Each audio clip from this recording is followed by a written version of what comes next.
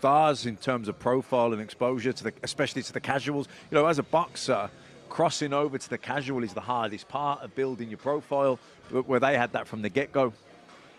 Okay, so they're just circling around the halfway line at the moment. They came relatively close to each other, the two teams. There they are, Conor Benn on the right-hand side, Eubank just off to the left, and Security just where they need to be, and they're inching closer to each other, and they're closer here than they were on the stage. Eubank, interestingly, just kind of setting the side on, because that gives you can soak up a shove. Well, you can soak up a shove if you're side on, can't you? What you don't want is to find yourself on your back. As I said, Carl Froch gave George Groves a shove at Wembley before the rematch. He's ready, Eubank, there, isn't he? He's ready for Conor Benn to do something. He's expecting him to do something. It's intense, this. And I think Conor's trying to work out how he's going to get something in as well. Every part of his body language, he's edging a bit closer, his hands are there.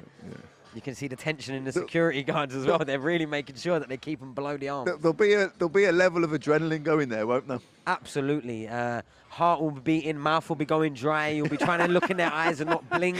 You won't want to take any back step. You'll be thinking non-stop, a barrage of thoughts that, you know, words that I couldn't even say live on stream, on broadcast. That their energy is going to be all the way up, even though they're going to be doing every bit of job possible to keep as calm and composed as possible in front of each other.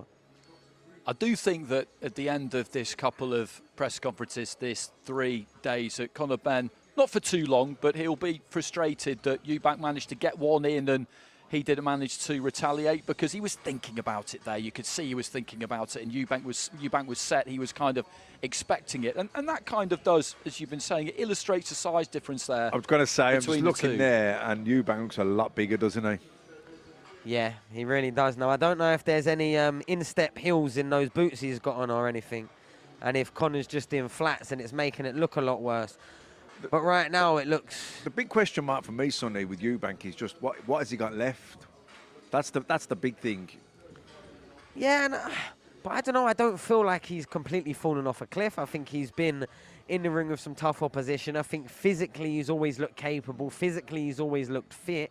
And I feel like, okay, yes, apart from the shot against Liam Smith, who I rate highly, by the way. Oh, yeah, me too. That hurt him, put him down, and he still got up and was, you know, discombobulated before he got stopped in his feet.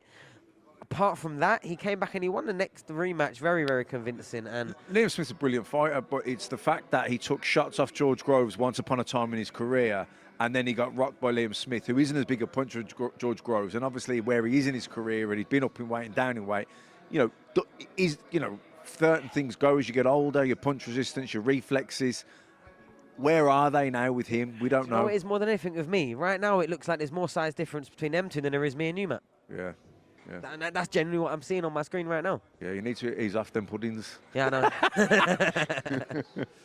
Well, that fight against Groves, he was resolute in that fight. He was well beaten by George, but he didn't take a backward step. That was a super